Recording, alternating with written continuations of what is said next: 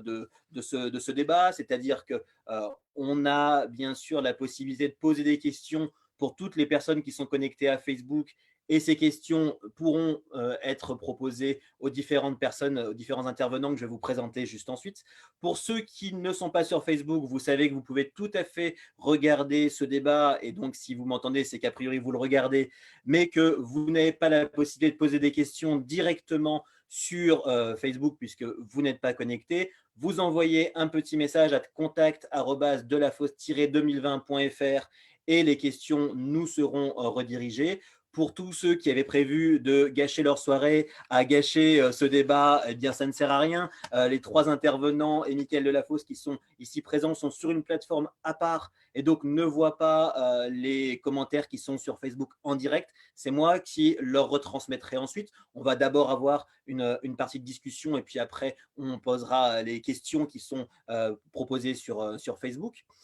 Bon, la dernière fois, c'était particulièrement constructif et on espère qu'on trouvera la même ambiance ce soir. Pour le rappel, tout ça s'organise autour de cette réflexion du nouveau souffle pour Montpellier. Et donc, vous avez pour ce nouveau souffle pour Montpellier deux outils majeurs. Le premier outil, c'est Visiodébat dont on vient de parler. Et puis le second, c'est le Web Forum qu'on va vous présenter également ce soir. Le Web Forum, c'est un endroit où vous pouvez venir déposer vos idées. Alors, comme aujourd'hui, on va parler de développement économique, ça peut être intéressant que suite à cette discussion, vous veniez partager vos idées pour le développement économique. Vous avez l'adresse qui s'affiche sur vos écrans, nouveau-souffle.delafosse-2020.fr. Et donc, ce web forum, vous pouvez poser vos idées pour Montpellier, pour le nouveau souffle pour Montpellier. C'est extrêmement simple. Voilà sur quelle page vous arrivez. Vous avez la possibilité tout simplement d'aller voir le forum tel qu'il se présente. Et une fois que vous cliquez sur le forum, voilà où vous arrivez et vous pouvez tout simplement poser vos questions, participer en ajoutant votre idée. Ça vous demandera de créer un compte, c'est très rapide et instantanément, vous pouvez participer et venir ajouter des idées complémentaires. Et puis, vous pouvez aussi aller consulter les idées que tous les autres auront déjà déposées et tout simplement ajouter un commentaire, ajouter un petit cœur pour dire que vous aimez cette idée et les regarder, voir comment le débat se construit progressivement. Et chaque semaine, de nouvelles idées arrivent. Et lors du dernier visio-débat, on aura l'occasion de discuter un petit peu de toutes ces idées aussi pour voir comment elles vont aider à construire le Montpellier d'aujourd'hui et de demain. Donc vraiment, n'hésitez pas à participer, c'est extrêmement simple et c'est bien sûr ouvert à tous. N'hésitez pas, dans le cadre notamment de la discussion qu'on va avoir aujourd'hui, à venir apporter des idées complémentaires pour le développement économique, même si je suis assez certain qu'aujourd'hui, nous allons déjà avoir de nombreuses idées et de riches idées qui vont être proposées, puisque vous le savez, on a des intervenants d'exception ce soir et on en est vraiment, vraiment ravis. Il est bientôt 18h30, donc je vais pouvoir vous les présenter tout de suite avant de laisser la parole à Mickaël Delafosse pour introduire cette troisième rencontre, ce troisième visio-débat. Les intervenants, vous les voyez sur votre écran et avant toute chose, évidemment, on les remercie considérablement de leur présence ce soir et on a vraiment envie d'entendre leur analyse. On a déjà évoqué la question de la culture, on a évoqué la question de la santé, de l'environnement dans ces visio-débats, mais bien sûr, on a tous en tête que cette crise sanitaire que l'on a traversée, que l'on traverse et que l'on va encore traverser, est déjà en train de se transformer en une crise économique et une crise sociale. C'est pour ça qu'on a voulu faire deux visiodébats sur ces sujets extrêmement importants. Ce soir, un visiodébat sur les questions économiques et la semaine prochaine, un visiodébat sur les questions sociales. Ce soir, donc, pour ce visiodébat sur les questions économiques, sur le défi économique, comme on l'a nommé, nous avons donc trois intervenants d'exception et une fois encore, vraiment, on les en remercie. Bonsoir à tous ceux qui nous rejoignent puisqu'il est maintenant pile 18h30. Donc, un petit mot sur ces trois intervenants. Fatima Belaredj, qui est la déléguée générale pour la Confédération générale des SCOP. Elle aura l'occasion de nous expliquer un peu plus en quoi tout cela consiste, mais je pense que beaucoup des personnes qui nous regardent ce soir ont déjà une idée de ce que représentent les SCOP et dans quoi est-ce qu'elles sont intéressantes dans cette période de crise. On parlera notamment de leur résistance particulière et puis des solutions qu'elles peuvent apporter sur le long terme. On a aussi avec nous Grégory Blanc-Villain, président de la CPME Hérault et donc qui représente à ce titre les petites et les moyennes entreprises de l'Hérault et on sait à quel point évidemment des questions très très nombreuses se sont posées pour ces entreprises dans cette période tout à fait singulière. Et puis merci particulièrement aussi à André Deljari d'être présent, président de la CCI de l'Hérault, Si vous avez un doute, c'est écrit dessus, donc comme ça au moins vous êtes sûr d'être au bon endroit. Donc merci infiniment tous les trois d'être présents ce soir. C'est vous que nos internautes sont venus écouter, donc sans plus tarder, je vais vous donner la parole et je vais proposer à Mickaël Delafosse de dire un petit mot d'introduction et nous expliquer un peu les attentes que l'on a pour le débat de ce soir, pour cette démarche. André Deljari, Grégory Blanvien et Fatima Bellaredj, parce que dans cette période singulière et inédite que fut ce très long confinement, assurément tous les trois ont joué dans leurs fonctions respectives un rôle majeur et n'ont pas compté leurs heures pour accompagner les entreprises avec les différents dispositifs que l'État mobilisait, que la région, à travers son plan de soutien, et plus largement accompagner les entreprises avec tous les dispositifs, parce que d'un seul coup, l'activité s'est arrêtée, la consommation s'est arrêtée, et il fallait soutenir le tissu entrepreneurial et donc soutenir l'emploi. Et j'ai eu à plusieurs reprises des échanges et ce soir nous faisons un débat sur Zoom. Et ils ont fait énormément de réunions Zoom auprès de tous les acteurs et vraiment ils doivent être remerciés aussi pour cela. Ceux qui nous regardent ce soir méconnaissent parfois un peu ce qu'on appelle les corps constitués, des gens qui s'engagent. Eh bien, ils jouent là, dans ces crises, un rôle qui est essentiel. Essentiel aussi dans la vie d'après, et ce sera l'objet de notre échange. Alors, ce soir, on a tenu à vous entendre parce que crise sanitaire, mais assurément crise économique. C'est-à-dire que les choses s'annoncent très difficiles. Il y a des secteurs qui repartent dans le respect des règles sanitaires, mais évidemment avec moins d'activité qu'auparavant. Il y a des secteurs qui sont complètement à l'arrêt. Nous avons tout ce qui est le domaine de l'événementiel. Nous avons la restauration, les cafés, tout ce qui fait aussi la vie sociale qui est donc à l'arrêt. Et donc, nous avons là de grandes inquiétudes sur eh bien, à la fois la pérennité de certaines entreprises, mais aussi de l'emploi. Et en particulier, pour ceux qui sont en situation d'emploi ou ceux qui aspirent légitimement, qui vont entrer sur le marché du travail. Et je veux penser là aux plus jeunes. Et donc, si nous avions déjà des constats à faire et dans le cadre de la campagne électorale, des propositions avaient été formulées sur le développement économique pour notre territoire à Montpellier, il est nécessaire d'abord de vous entendre sur la réalité de la situation. Parce que cette réalité-là, elle doit être, cette vérité, elle nous doit être connue pour qu'ensuite nous puissions engager quelles solutions, quelles dispositions nous devons prendre pour pouvoir agir et protéger les entreprises pour mobiliser en faveur de l'emploi. Bien sûr, dans cette crise, il y a aussi, il est émergé, et on aimerait vous entendre là-dessus, je n'aime pas le concept du monde d'après. Moi, on est dans le monde et on doit penser le monde et voir. Mais on doit quand même se dire qu'à l'aune de ça, de toute crise doit naître des changements positifs. Des changements, ça peut être des accélérateurs de changement. Et on a aussi besoin là d'entendre votre parole. Et on a vu d'ailleurs, et je conclus là-dessus, des formidables initiatives d'entrepreneurs, outre les acteurs, mais d'entrepreneurs dans la crise. Il suffit de voir, eh bien, à Montpellier, on s'est mis à fabriquer des masques, à aider. On voit des entreprises qui ont joué un rôle très important sur la recherche, les tests, etc., etc. Et ça, ce sont aussi des atouts qu'il va falloir faire éclore. Donc voilà, vous remerciez de ce débat. Votre parole est totalement libre, naturellement, et elle doit autant nous aider à comprendre que nous aider à agir de la manière la plus efficace pour que Montpellier sorte plus forte de cette crise, plus forte que cette crise, aussi simplement que cela. Merci beaucoup. Si vous le permettez, je vais donner la parole tout de suite à André Deljari sur la première partie de la réflexion qui était soulignée par Mickaël Delafosse, c'est-à-dire quelles sont aujourd'hui les conséquences que l'on peut mesurer de cette crise et quelles sont peut-être d'ores et déjà les conséquences que l'on peut anticiper dans un trimestre, dans 2 trimestres de cette crise actuelle. Oui, bonsoir. Bonsoir à tous. Bonsoir, Michael. Bonsoir, Fatima Belajred, qui est avec nous, et Grégory Blanc-Vilain. Bon, d'abord, vous remercier de ce débat et dire, de toute manière, la Chambre de commerce, Michael, tu l'as dit tout à l'heure, nous, on est partout sur le territoire de l'Hérault. On a essayé d'être aux côtés des entreprises pendant ces 2 mois et demi maintenant, hein, qui se sont passés. Et comme ce soir, j'interviens partout où on doit parler d'économie, tout ce qui fait avancer le territoire, tout ce qui est l'accompagnement entreprise et tout ce qui est dans le développement économique de notre territoire.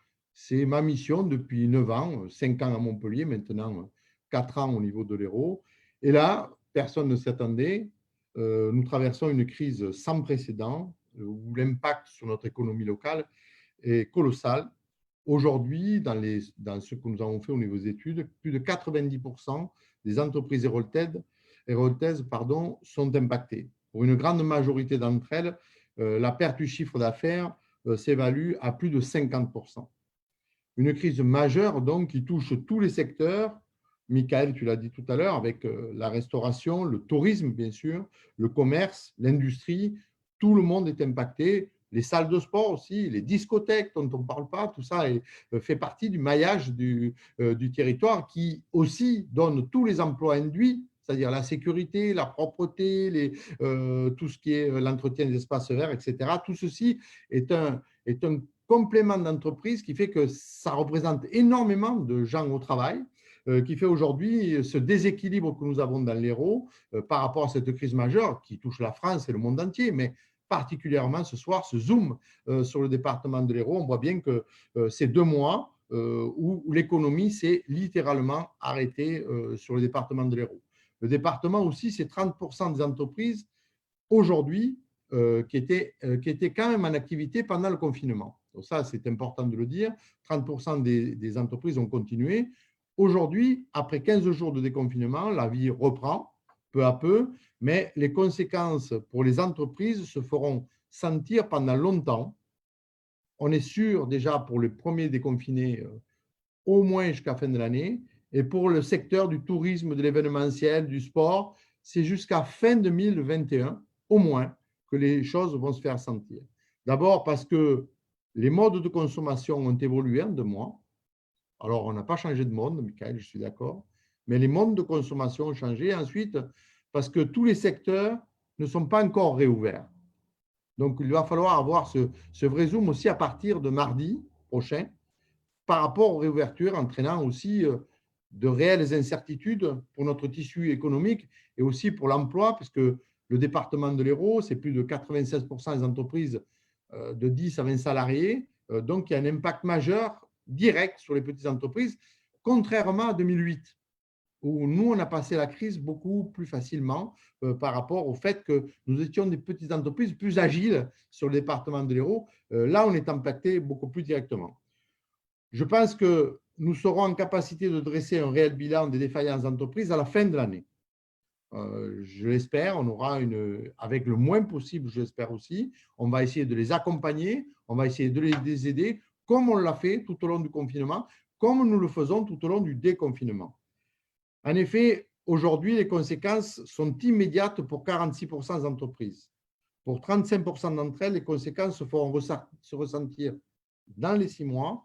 Et pour les autres, ça se répercutera au niveau du temps, notamment quand on va voir au niveau du temps, quand on regarde les traiteurs, par exemple, hein, qui n'ont plus de représentation, tous les événements qui se passaient sur le département de l'Hérault, aujourd'hui, sont complètement à l'arrêt. Donc, je l'ai dit tout à l'heure avec l'événementiel, mais ça entraîne aussi les traiteurs, ça entraîne beaucoup de professions qui font qu'aujourd'hui, toutes ces personnes sont à l'arrêt. Donc, je ne sais pas si, de suite, vous me demandez si les questions ou comment les solutions qu'on peut mettre au niveau de la métropole Je pense doivent qu'on être. aura l'occasion justement de parler des solutions, On le si voit après. vous le D'accord. permettez. Merci. Là, ce qui est extrêmement intéressant, c'est que vous nous donnez tout de suite un panorama très complet de la situation actuelle. Et si vous le permettez, je voudrais entendre spécifiquement justement Grégory Blanc-Vilain, puisque vous avez bien souligné le fait que notamment en 2008, il y avait eu un impact qui avait été un peu moins important de la crise sur notre territoire du fait de l'agilité des PME, mais que là, les PME, elles sont elles aussi directement impactées. Grégory Blanc-Villain, c'est aussi le bilan que vous faites? Oui, c'est totalement le bilan que je fais et je vais compléter ce qu'a dit André Deljari.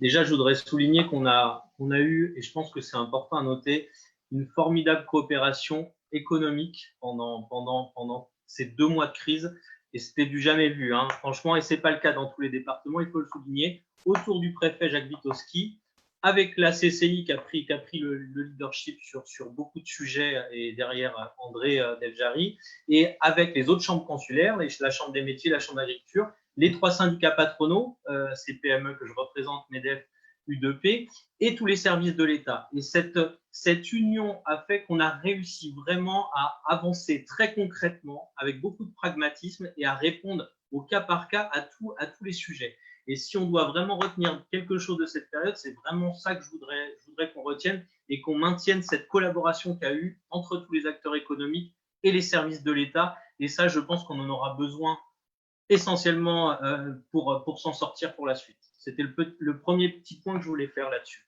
Le deuxième point, sur les effets sur les petites entreprises, comme l'a dit André, ça va se produire sur plusieurs mois, voire plusieurs années. J'étais en AG hier soir avec mon président national François Asselin, qui disait on a repoussé le tas de sable. On avait une grosse montagne de sable devant nous, et effectivement on l'a repoussé à 1 an. L'État, on peut le dire, a fait ce qu'il fallait pour sauver la situation au niveau, dès maintenant, avec le chômage partiel qui a été étendu largement, avec le fonds de solidarité, avec le prêt garanti par l'État qui permet effectivement aujourd'hui aux entreprises d'avoir une trésorerie pour certains qui n'ont jamais eu. Et c'est un peu le problème de ce qui va se passer dans 1 an quand il va falloir commencer à rembourser. Les charges ont été décalées. Il y a quelques secteurs qui ont réussi à les faire annuler, mais globalement, ça a été juste un décalage. Et donc, à un moment, il va falloir regarder à la fin du mois avec ce qu'il faut rembourser du PGE, ce qu'il faut rembourser des charges qui ont été repoussées et l'économie qui va être en mode dégradé, comme l'a dit André, pendant des mois où beaucoup d'activités ont repris mais ne sont pas rentables. Et donc, à un moment, quand vous allez avoir 15 000 € à rembourser par mois et que vous rentrez 8 000 € dans la caisse, il y aura un problème. Et c'est vraiment ça, nous, qui nous fait peur pour les petites entreprises. C'est sans doute dans plus d'1 an, puisqu'il y a un décalage de remboursement dans 1 an. Donc, ça va être à partir de l'été 2021 et sans doute sur les mois d'après et peut-être même les années d'après qu'on va regarder ce qui va vraiment se passer. Donc, aujourd'hui, c'est vrai qu'il y a eu cet effet de sauver tout ce qu'on pouvait sauver. Les salariés ont été quand même globalement plutôt bien protégés. J'étais encore tout à l'heure au téléphone avec des intermittents du spectacle. On leur a repoussé leur statut d'1 an. Donc, globalement, par rapport à tout ça, voilà, ça permet de voir venir. Mais à un moment, le problème qu'il va y avoir, c'est l'économie qui est complètement dégradée, voire arrêtée. André parlait de l'événementiel, c'est mon secteur et tout ce qui en découle. C'est les écosystèmes. Je pense qu'on ne s'est jamais autant rendu compte qu'on avait besoin les uns des autres. Je vous prends un exemple comme les thermes de Ballaruc qui sont toujours fermés aujourd'hui. Les thermes de Ballaruc, c'est 54 millions d'euros de retombées chaque année qui font vivre les restaurateurs, les coiffeurs, les boutiques, etc. autour. Si eux ne rouvrent pas et que les curistes ne viennent pas, c'est tout le secteur de Ballaruc qui va être sinistré. Et là, cet effet un peu domino qu'on va avoir, pour l'instant, on ne peut pas l'anticiper. Comme l'a dit André, on fera un premier bilan à la fin de l'année. On va déjà se rendre compte à la fin de l'année, dans les premiers bilans, ce sera même au premier trimestre 2021, qui vont sortir de voir si les activités sont encore rentables et quels sont les résultats. Mais voilà, c'est vraiment sur le long terme. L'agilité, par contre, de notre secteur d'activité, de nos petites entreprises, permet effectivement de s'adapter. Et il y a des choses qui se sont mises en place et qui sont assez extraordinaires. On y reviendra sans doute dessus un peu plus tard. Il y a des gens qui n'avaient jamais pensé à faire du e-commerce, à faire de la vente à emporter, à faire du télétravail, à faire des visios, à se transformer digitalement parlant pour leur activité. Donc, il y en a qui ont monté des nouvelles activités. Ça a permis à tout le monde de se remettre en cause. On y reviendra et je pense qu'il y a beaucoup de points positifs là-dessus à anticiper et à développer, accompagner. Voilà. Est-ce que vous savez déjà au niveau des PME, celles qui ont eu recours à ce prêt que vous évoquiez, est-ce que beaucoup ont eu besoin dans ces premiers mois? Alors, il y a eu deux effets là-dessus. Il y a eu un premier effet où c'est plutôt les grosses qui ont accédé assez rapidement à ça. Et quand on voit la moyenne des PGE qui ont été accordés sur le département, ça concerne quand même un certain volume de structures qui ont déjà une capacité importante. Dans un second temps, globalement, et là aussi, on peut le dire, avec la CCI, avec les syndicats, avec la Fédération des banques, on a réussi à débloquer des situations pour que tout le monde ait accès à ce PGE. Il y a aussi des gens qui pour l'instant, avaient un peu de trésorerie et j'espère qu'ils auront encore accès au PGE dans les mois qui viennent parce que pour l'instant, ça leur a permis de passer les 2-3 premiers mois. Il y en a certains qui sont réticents. Il ne faut pas oublier que c'est une dette, hein, même si c'est à taux zéro, ça reste une dette qu'il faudra rembourser à un moment ou à un autre. Donc, voilà, globalement, tous ceux qui pouvaient attendre un petit peu ont dit on va attendre de voir comment ça va se passer. Mais j'ai peur qu'avec cette économie dégradée, ils en aient besoin par la suite et il faudra absolument que tous les acteurs soient présents à ce moment-là. Alors, on a évoqué tout à l'heure le fait qu'en 2008, les PME avaient été un peu plus protégées. Fatima Belaredj, on en a discuté ensemble directement de cette crise de 2008 et de l'impact un peu différent qu'elles avaient eu sur les scopes que sur le reste de l'économie. Est-ce que là, même si on manque de recul, bien sûr, on le sent tous, on voit tous qu'on aura un meilleur bilan à la fin de l'année, mais est-ce que là, déjà, on est capable de voir si l'impact sera différent sur les scopes de cette crise particulière? Oui, bonjour à toutes et à tous. Bonjour aux chers collègues qui sont autour de la table. Peut-être vous dire juste avant de répondre à votre question, Grégory, c'est que par rapport à ce qui a été évoqué par Grégory et André, on est sur le même constat hein, et de manière générale sur l'économie sociale et solidaire. Hein. Vous savez que les SCOP, c'est une partie de l'économie sociale et solidaire qui représente 10% de l'emploi salarié, notamment y compris sur la région et sur la métropole de Montpellier. Donc, ça reste une économie relativement importante. Les SCOP, c'est la dimension un peu plus entrepreneuriale qui ressemble un peu plus aux entreprises qu'ont évoquées et Grégory et André. Si on regarde en fait ce qui s'est passé en 2008, c'est vrai qu'on avait fait le constat d'une résistance et d'une résilience un peu plus forte au niveau des coopératives, mais qui s'explique assez facilement au regard de ce qui a été évoqué. C'est-à-dire que le statut de la coopérative fait que quand une SCOP fait des bénéfices, elle doit obligatoirement réinjecter, en tout cas, ce qui est le cas de quand même beaucoup de petites et moyennes entreprises hein, qui vont thésauriser et notamment qui vont mettre en réserve. La spécificité, c'est que dans les scopes, ce sont des réserves impartageables et du coup, on a à minima un tiers des bénéfices qui sont remis forcément dans l'entreprise. Et donc, ce qu'on a pu Fatima, constater… est-ce que je peux juste me Oui. permettre de vous interrompre une seconde? On a une première question sur Facebook et qui est certainement importante. Est-ce que vous pouvez nous redire un petit mot ce que c'est qu'une SCOP? Oui, oh, mais je pensais que tout le monde savait, mais enfin. Alors, une SCOP, c'est quoi? Une SCOP, c'est une entreprise qui est une entreprise assez classique telle que vous pouvez les trouver dans le BTP, dans le commerce, dans l'industrie, donc une SARL, une SAS, une SA, mais dont la gouvernance, en fait, est majoritairement détenue par les salariés. Donc, les salariés sont leurs propres patrons. Alors, je fais tomber tout de suite une idée reçue. Hein, dans une SCOP, en fait, vous avez néanmoins une organisation entrepreneuriale relativement classique, hein, mais c'est vrai que le dirigeant va être élu par les salariés. Les salariés vont participer en tout cas aux grandes orientations stratégiques de l'entreprise. Donc, les salariés ont cette double casquette d'être à la fois actionnaires, pour reprendre une terminologie qu'on retrouve dans l'entreprise classique, et salariés à la fois. Bon, je ne vous détaille pas après toutes les précisions. Peut-être juste vous dire peut-être un mot sur, au niveau national, les SCOP, c'est 63 000 salariés, 3 500 entreprises.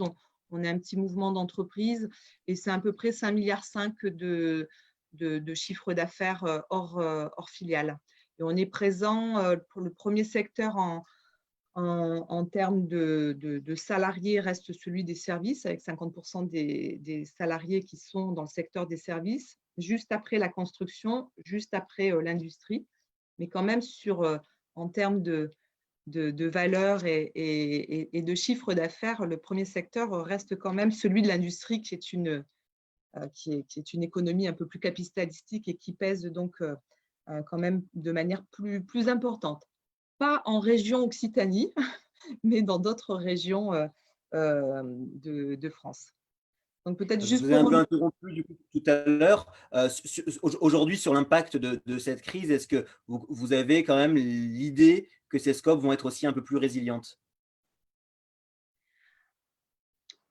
Alors, on le pense, hein. Moi, j'en suis même convaincue au regard de ce qui s'est passé en 2008. C'est-à-dire qu'en 2008, on a connu évidemment des défaillances d'entreprises, hein. Ce n'est pas parce qu'on est en scope, enfin, on a les mêmes règles du marché que n'importe quelle entreprise.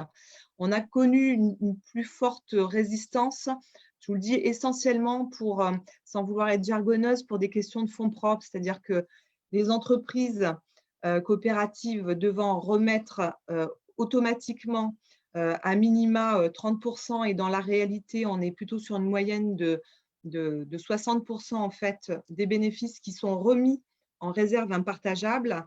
On connaît une grande résistance pour les entreprises qui ont plus de 3 ans. Celles qui ont moins de 3 ans, elles n'ont pas eu le temps de mettre d'argent de côté, hein. Donc, on va avoir de la défaillance pour les jeunes entreprises, et puis on connaîtra aussi de la défaillance pour… je crois que c'est André Delgeri qui évoquait tout à l'heure. On va avoir une évolution en fait des modes de consommation, etc. Donc, on va avoir un marché qui va évoluer. Et donc, on va aussi connaître quelques défaillances parce que le marché va évoluer. J'espère en tout cas qu'on accusera le coup comme on l'a fait en 2008.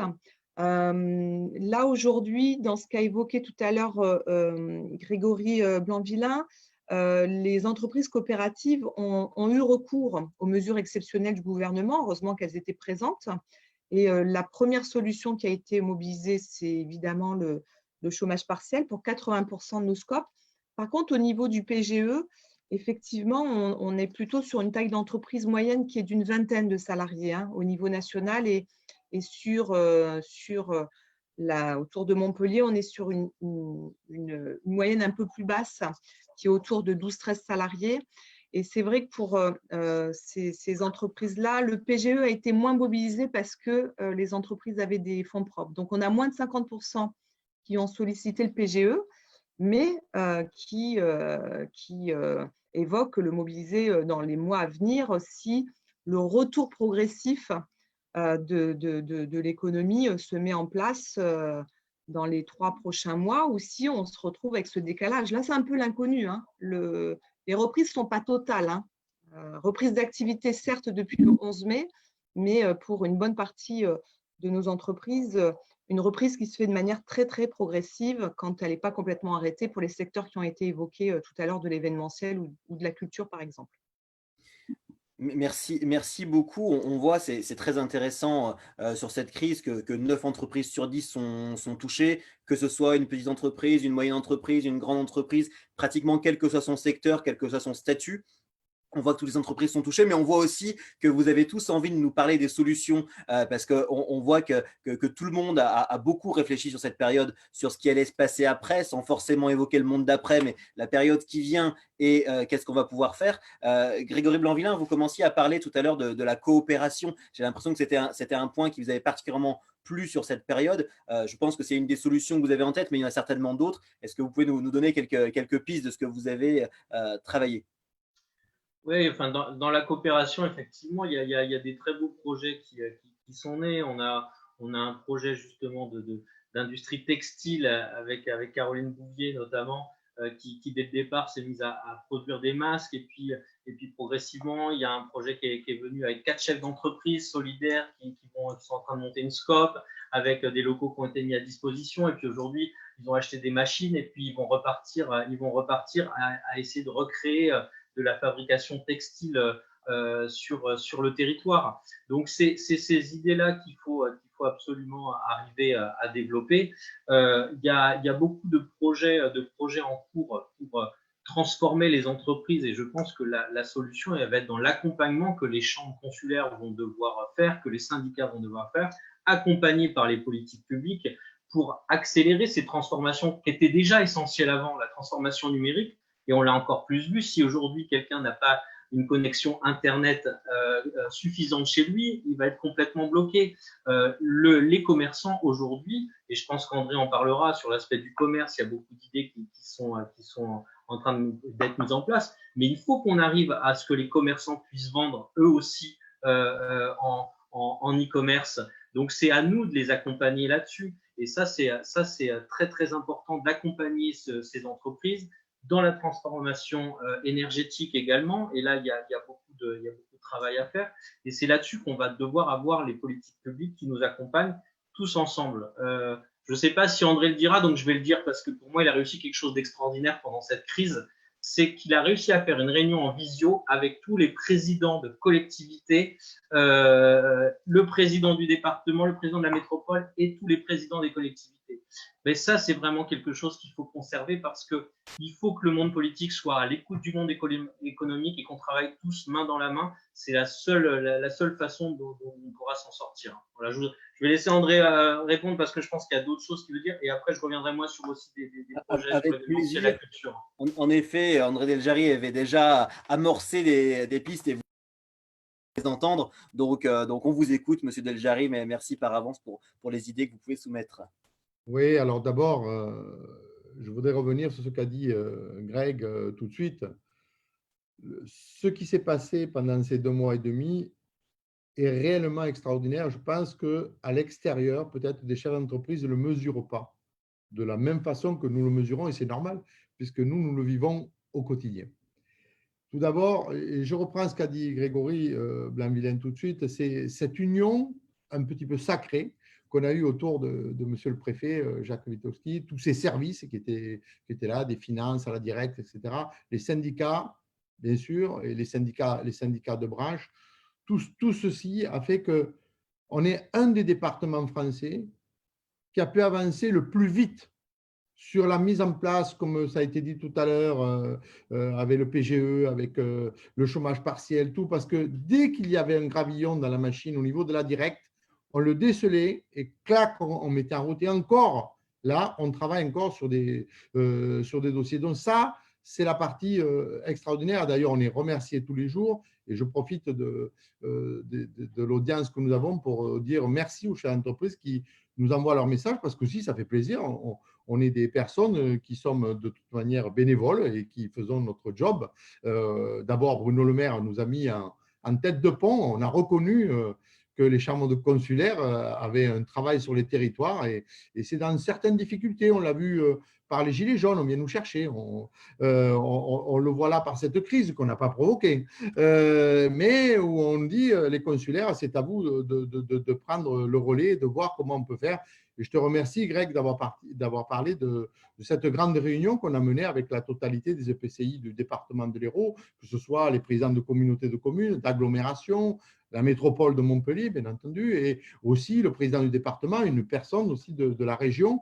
Et ça aussi, ça doit nous faire réfléchir à l'avenir. Et c'est par là où je voulais aller aussi. Le défi de ce que nous avons fait aujourd'hui nous impose aujourd'hui de travailler collectivement à la reconstruction de notre économie, mais collectivement. Ça part bien entendu de l'État, la région, le département, la métropole, la ville, bien entendu les consulaires, tu l'as dit tout à l'heure. C'est par là qu'on va démarrer. Il faut arrêter de croire qu'on peut démarrer chacun de son côté. Ça ne fonctionnera pas ou ça ne fonctionnera plus. Bien sûr, comment clairement on va provoquer ces changements? Donc, il faut le faire bien sûr de façon concertée pour une grande cohérence sur notre territoire. Comment à Paris on peut nous voir de façon très visible? C'est par rapport aux actions que nous menons. Et pendant le confinement, j'ai le président national qui m'a dit « Merci pour ce que tu fais sur le territoire de l'Hérault ». Ça veut bien dire que même au niveau national, on peut voir ce que l'on fait localement par rapport à nos actions que nous faisons. Nos entreprises, elles attendent des solutions innovantes pour bien sûr enclencher un nouveau modèle.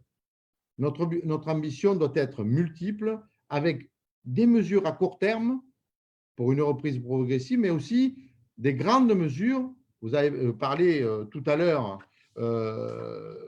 Fatima, du principe de l'industrie et de tous les grands travaux qui doivent être menés rapidement, doivent être relancés, contournement de Montpellier, le tram, etc., pour relancer tout cela très rapidement. Ça ne peut pas attendre. Ça ne peut pas attendre. Donc là, il faut y aller de façon très, très claire. Et après, bien sûr, il y a le commerce, tu en as parlé un peu, Greg, tout à l'heure. Et là, il faut aller très vite, très vite.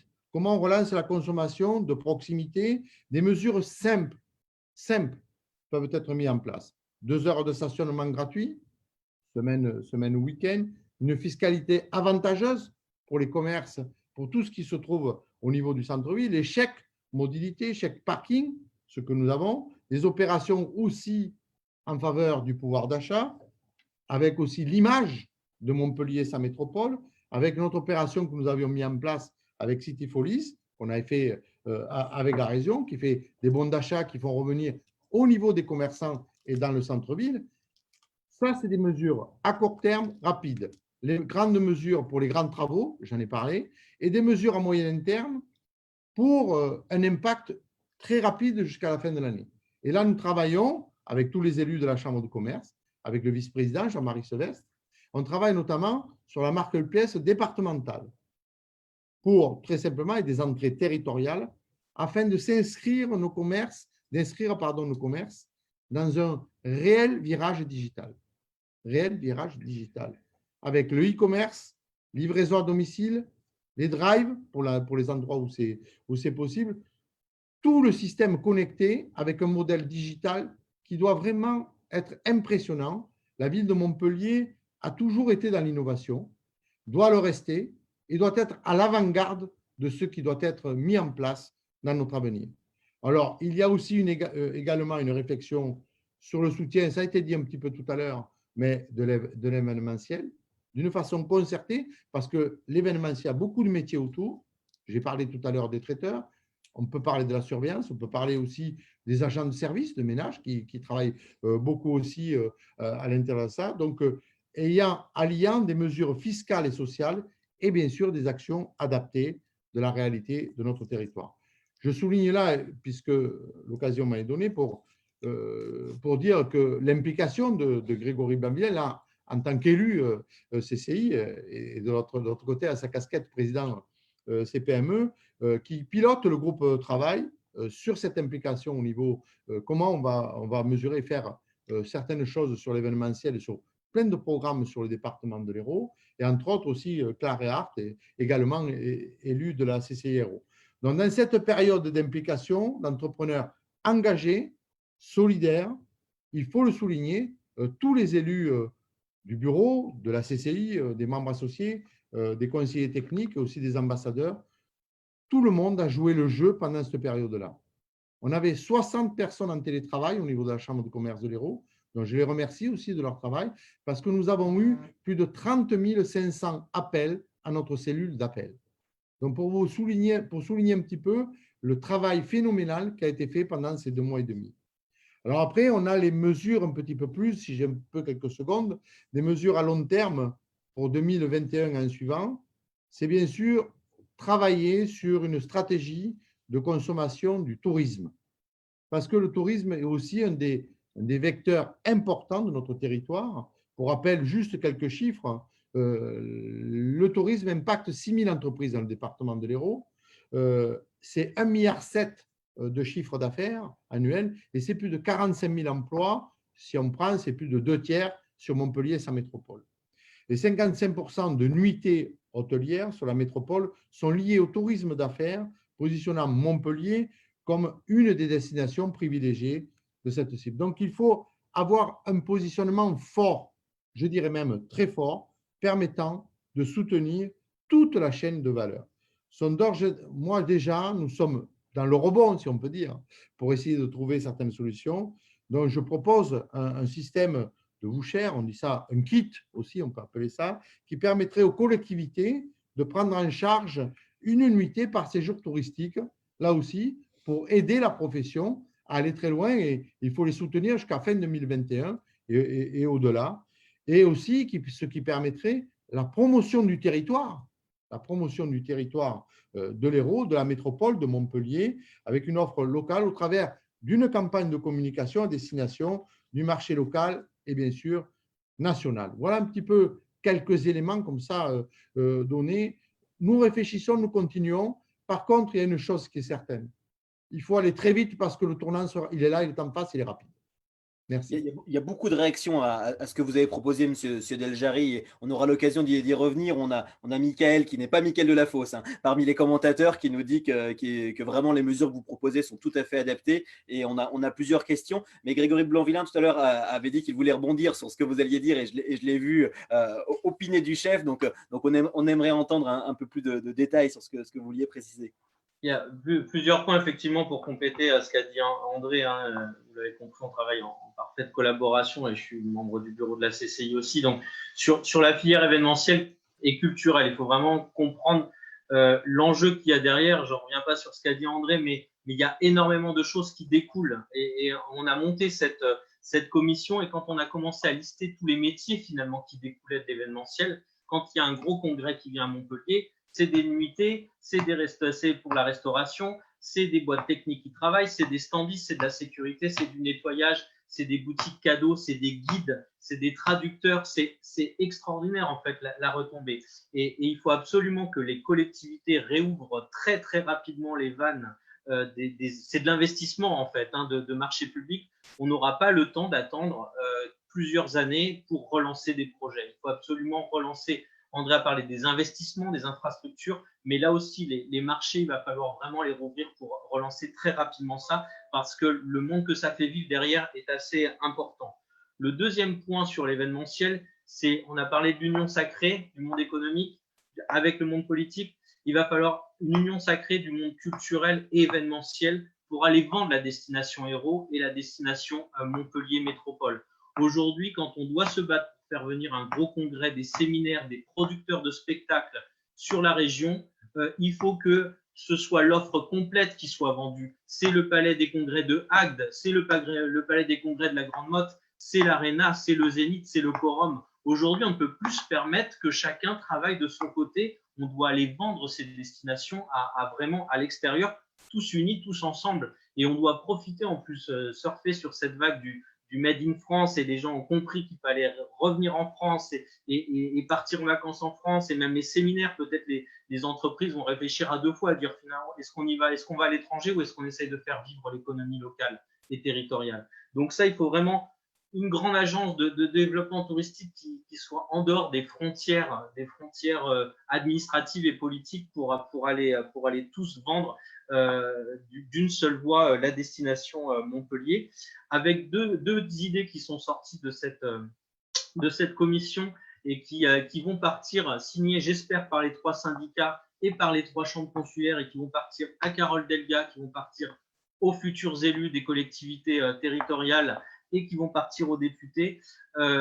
L'événementiel, vous l'avez compris, le problème qu'on a, c'est qu'aujourd'hui, il y aura un délai de latence assez important à partir du moment où on va nous dire, ça y est, vous avez le droit de faire des événements de 500 000 personnes, 2000 personnes. Vous avez le droit de réorganiser des concerts. Une programmation, ça se prévoit 6 mois, 1 an à l'avance. Des congrès, ça se prévoit 6 mois, 1 an, 2 ans, 3 ans à l'avance des fois. Donc, si on ne permet pas à ces gens-là de programmer des choses dès le mois de septembre, on n'y arrivera pas. Et la seule bonne idée qui est sortie de cette commission, mais qui, à mon sens, est la bonne idée de cette commission, c'est qu'on a besoin que les collectivités s'engagent, peut-être avec l'État, avec la région, avec les collectivités locales, sur une sorte d'assurance annulation. C'est-à-dire que moi, je veux programmer un salon au mois d'octobre à l'Arena. Il faut que je puisse le réserver, il faut que je puisse lancer la com, que je vais engager des frais, mais que si demain je dois l'annuler, peut-être la collectivité peut me prendre une partie de ses frais. Peut-être que Montpellier Events, Occitanie Events, qui sont détenus par des collectivités, peuvent avoir des conditions générales de vente un peu différentes pendant un certain temps, en disant on ne vous refacturera pas les arts, même on vous les remboursera pour cette période si vous décalez votre événement. C'est le seul point, à mon sens, qui peut permettre de relancer la machine, et culturelle, hein, c'est pour les producteurs, etc. Et le deuxième point sur lequel je pense que les collectivités publiques peuvent jouer, c'est qu'il faut créer une sorte de fonds de solidarité sur la culture et l'événementiel. Je m'explique, aujourd'hui, un producteur de théâtre, un producteur de spectacle ne pourra pas prendre le risque de louer un zénith ou une salle de spectacle s'il doit garder un siège sur 2 vide. Donc, pour continuer à relancer tout ça, il faudrait qu'on puisse prendre en charge le manque de rentabilité pour quand même qu'il se passe des choses en attendant. Ça, c'est voilà, c'est des idées qui sont sorties, que mon président national s'est empressé hier de prendre et j'espère qu'il les défendra au national. Mais je pense que l'Hérault, on peut être leader là-dessus si on pousse toutes ces idées. Et puis, la petite idée qui est née de partout, hein, qui ne vient pas d'ici, mais il faut absolument que provisoirement, on réfléchisse à utiliser différemment l'espace public, qu'on essaye d'agrandir les terrasses de nos restaurateurs, d'en créer pour ceux qui n'en ont pas, de faire des sens de circulation si les rues sont trop étroites pour agrandir les terrasses, mais c'est le seul moyen sans doute de répondre justement à cette perte de rentabilité de par les mesures sanitaires. Et ça, pour le coup, le président de la métropole ou le futur maire et tous les maires ont la possibilité de jouer là-dessus, en partenariat bien sûr et en accord avec le préfet prendre sur l'espace public, c'est toujours compliqué, mais je pense que provisoirement, il faut qu'on essaye de travailler à ça. Voilà, c'était des petites idées supplémentaires que je voulais ajouter sur du très concret pour demain. Voilà.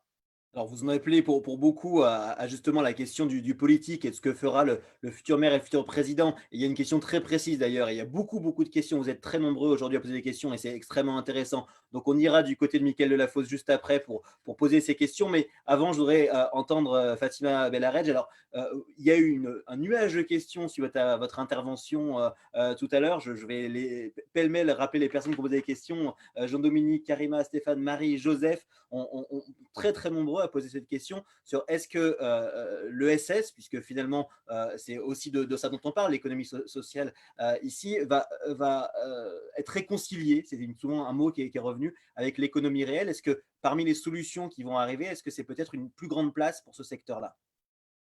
Ouais, merci de me poser la question. Je voulais un peu revenir sur ça en complémentarité de ce que mes collègues ont évoqué, parce que du coup, il y a un pan qu'on a un peu moins évoqué, qui est quand même une partie d'économie extrêmement importante. C'est tout le secteur associatif. Alors, au travers de la culture, on l'évoque, mais quand vous voyez en tout cas que c'est 2 millions de salariés en fait au niveau national. Je l'évoquais tout à l'heure, 23 000 au niveau de la métropole Montpellier-Rennes, et 80% sont des emplois associatifs.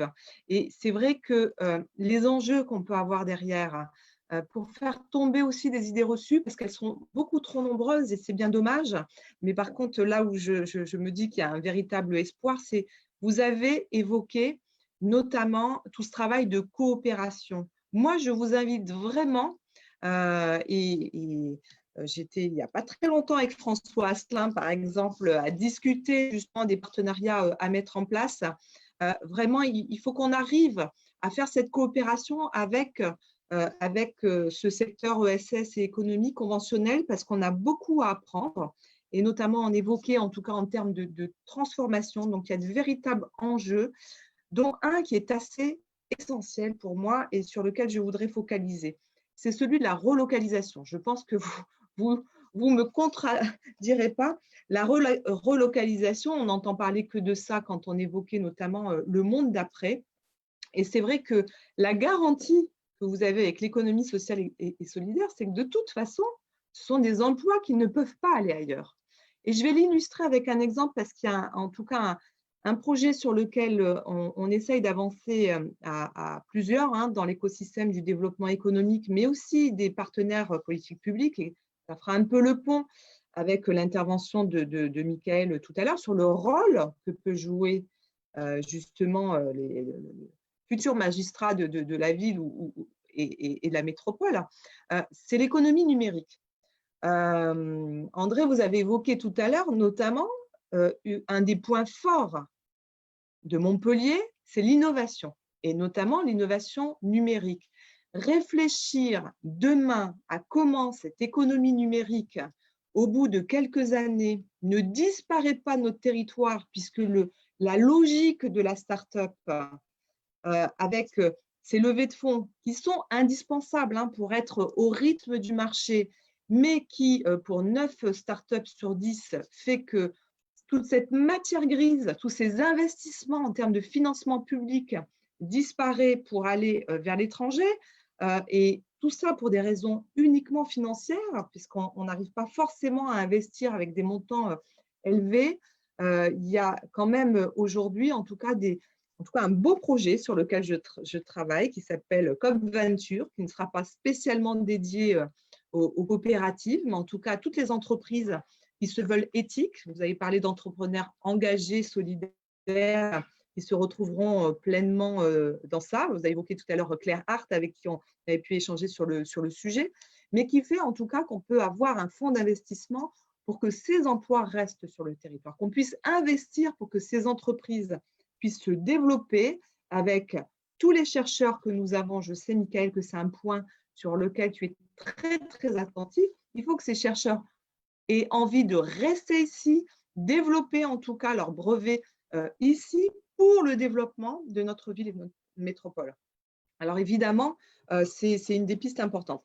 Et puis tant que j'ai la parole, parce que j'ai vu que les garçons étaient bavards, un autre point sur lequel en tout cas je veux insister, un des points forts des scopes, c'est la reprise d'entreprise par les salariés. Je l'évoque parce que dans les solutions, on pense assez rarement aux salariés, et il y a même une idée reçue. Je me suis préparée en me disant je vais casser un peu toutes les idées reçues.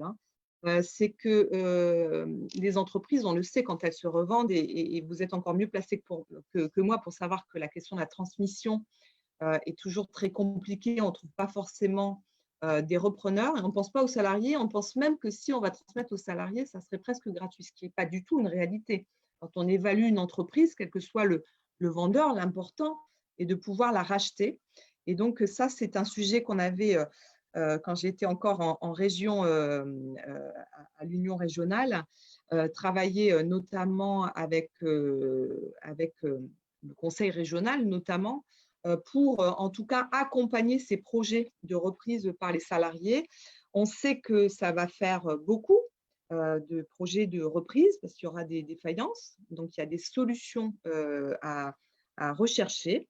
Sachez aujourd'hui que quand on regarde ce qui se passe au niveau des coopératives, vous avez un taux de pérennité sur des reprises en difficulté qui est de 70% à 5 ans, ce qui est un taux qui est largement au-dessus de la moyenne, et pour les transmissions qui est à 82%.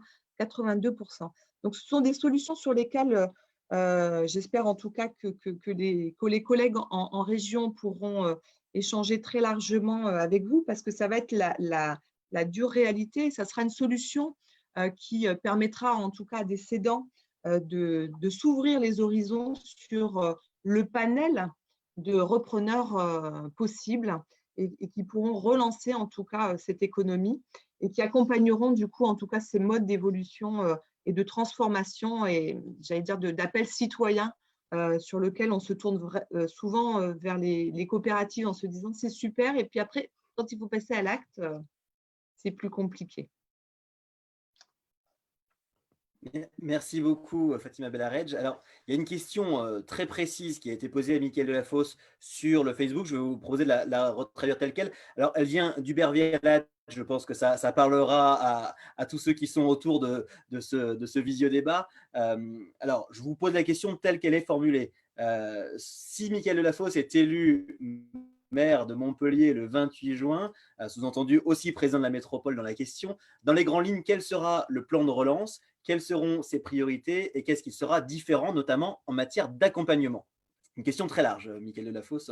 C'est une question de journaliste, et c'est une question pertinente. C'est Hubert Vialat, on le connaît bien, on le lit souvent, et je ne vais pas complètement à cet instant répondre, parce que le but de ces visio-débats, je ne vais rien esquiver, hein, qu'il se rassure, c'est aussi d'entendre la parole et les contributions des uns et des autres.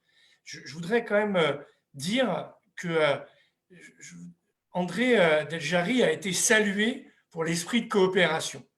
Et alors, quand je l'ai entendu dire ça, ça a provoqué un grand bonheur chez moi. Pour une fois, on parlait du département de l'Hérault, non pas comme le département des affrontements de Clochemerle qui nous ont tous les uns et les autres épuisés, mais comme celui on pouvait faire ensemble face à la crise et pour commencer à travailler pour demain et à travailler vite. Et je le dis ici, la question est, bien sûr qu'il faut des mesures, et je vais le dire, mais il faut impérativement, je le dis dans la campagne électorale, je le dis là et je le ferai demain, changer notre méthode. Les rivalités de clochers qui peuvent exister entre les collectivités ne sont pas d'un autre siècle, elles sont d'un autre âge, parce que nous avons là, à travers ce débat, une illustration que c'est l'esprit de coopération qui protège des entreprises, donc des emplois, et que cet esprit de coopération, demain, pour faire face à la crise, il est vital. J'ai cet engagement qui est le mien, mais qui est partagé, que la région, le département, la métropole, tous les 15 jours, travaillent ensemble pour faire le point sur l'ensemble des dispositifs, et donc une gouvernance collective du territoire et qui fait le lien avec les acteurs économiques qui s'épuisent de ces rivalités qui rendent stériles. Et parmi la première grande décision pour marquer cet esprit de coopération, c'est nous lancerons l'agence de développement économique du territoire de la métropole, et si nous pouvons l'élargir, et nous souhaitons l'élargir, on prendra l'initiative, et ce sera une personnalité de la société civile qui en assumera la responsabilité et dans laquelle on trouvera les collectivités territoriales, la CCI, l'ensemble des acteurs pour créer cette méthode. Parce que moi, je peux dire ce que font d'ailleurs beaucoup d'élus en ce moment en disant « je vais mettre tant de milliards ». Ils vont compter les milliards et les millions d'euros. Mais si nous ne changeons pas fondamentalement la méthode, nous n'y arriverons pas. Et Montpellier doit y arriver. Et y compris en ayant écouté les trois intervenants, ce qu'ils décrivent comme expérience nous oblige et nous engage. Changer cette méthode. L'esprit de coopération doit définitivement triompher sur le territoire. Faire ensemble, pas faire seul, pas le discours du responsable providentiel.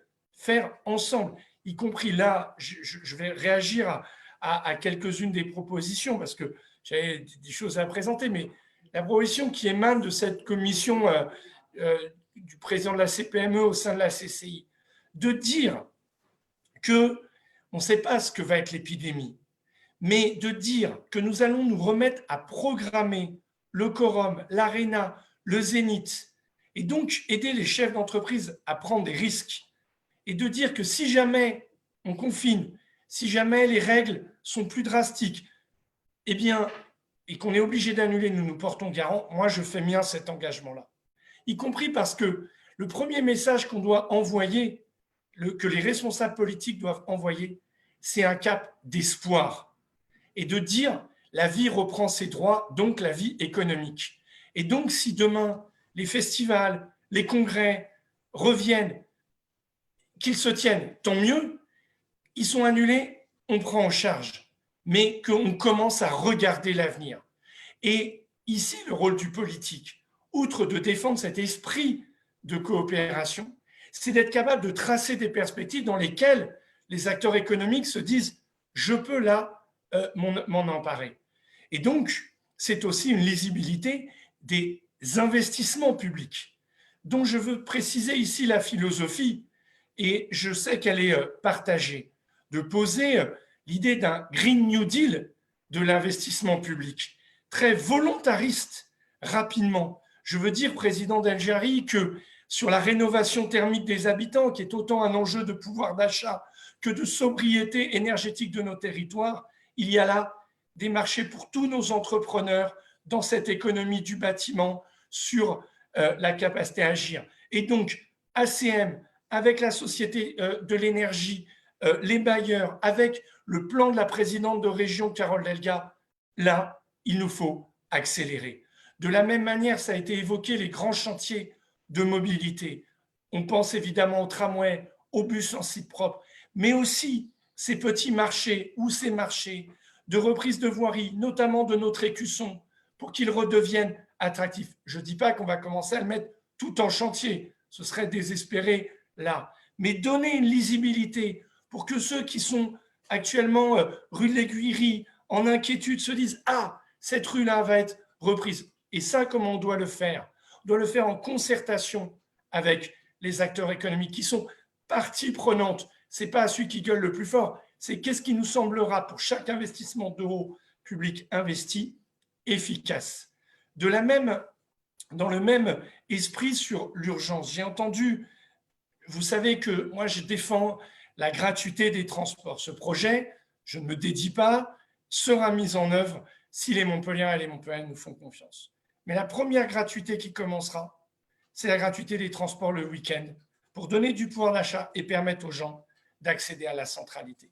De la même manière que la discussion des terrasses, quand l'activité va reprendre, et on est impatient, et je voudrais envoyer un message de désir, qu'on retrouve cette vie montpelliéraine, des restaurants, des cafés, que les jeunes puissent un peu s'emparer de la vie de la ville au printemps comme on aime à l'été Montpellier. Eh bien là, oui, il faut être, les règles seront posées, elles seront un peu facilitées pour que ce soit plus large, permettre la distanciation physique, et ensuite, quand on sortira de ce moment, on retrouvera, mais y compris comment on accompagne cette transformation de cette économie. Je parlerai là volontiers de l'embellissement des terrasses. J'ai parlé aussi du plan d'investissement, c'est donc mieux allotir pour qu'au maximum ce soit les entreprises de notre territoire et qu'on soit sur un circuit vertueux qui soit éligible. Je fus président de la commission d'appel d'offres du département de l'Hérault et on avait eu l'occasion d'échanger. On est assez fiers quand on dit que plus de 50% des entreprises qui ont répondu à nos marchés sont des entreprises héraultaises. Fondamental. Autre aspect, guichet unique. Vous avez travaillé ensemble pour que quand un chef d'entreprise ou une chef d'entreprise était dans la difficulté, trouve un interlocuteur. Et bien là, dans les dispositifs d'aide et d'accompagnement, la métropole, la région, président El Jari, la CCI, nous devons là nous mettre ensemble. Et donc à la question d'Hubert Vialat, je défendrai une conviction à tous les gens qui m'ont dit les rivalités entre collectivités territoriales, mais ça a toujours existé, oh petit, tu es à ça. Je dirais que ça doit disparaître et disparaître le 29 juin au matin. Parce que là, notre territoire a besoin de faire bloc. Je voudrais commencer à prendre aussi un peu, d'autres mesures seront annoncées sur le court terme. Et j'ai bien noté les nombreuses propositions. Mais je voudrais reprendre aussi un des termes. Coopérer, être réactif, mais être innovant. La méthode que nous proposons là nous permet d'être ensemble innovants. Innovants parce que des grands débats traversent l'économie et même la politique de notre pays de relocaliser. Ça a été dit par Fatima notamment.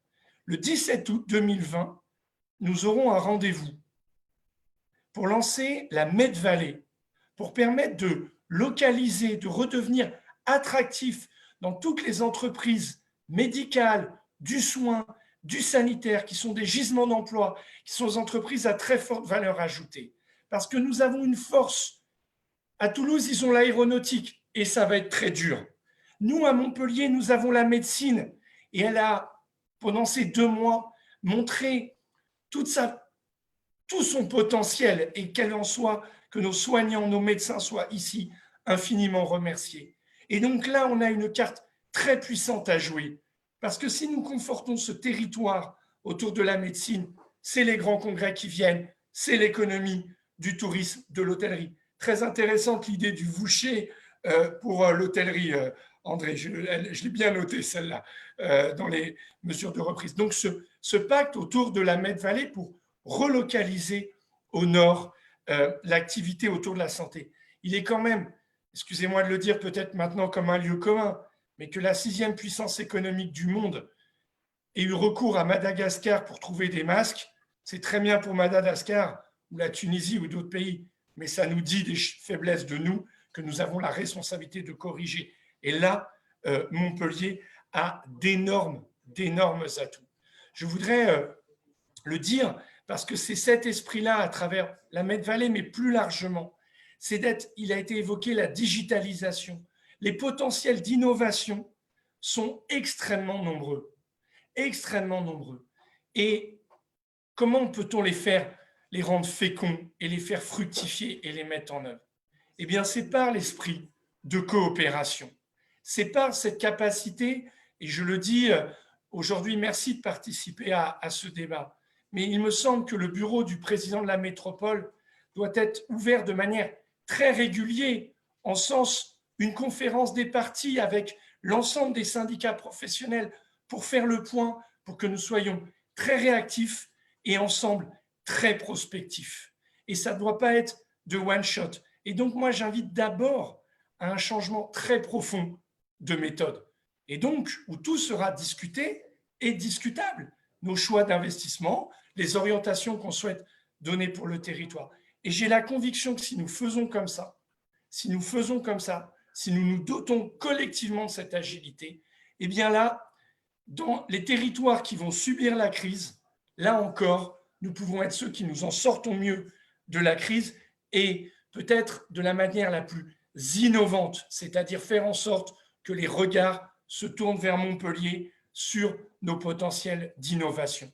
C'est donc cet état d'esprit qui, au fond, s'inspire de ce que vous avez incarné et on doit vous rendre publiquement hommage ces 2 derniers mois où vous l'incarniez avant, mais avec beaucoup d'énergie. Et c'est cette philosophie-là qui doit dorénavant l'emporter et de manière emblématique l'Agence du développement économique de Montpellier pour ensuite aller chercher l'attractivité, travailler l'écosystème, ce que vous faites déjà de manière remarquable.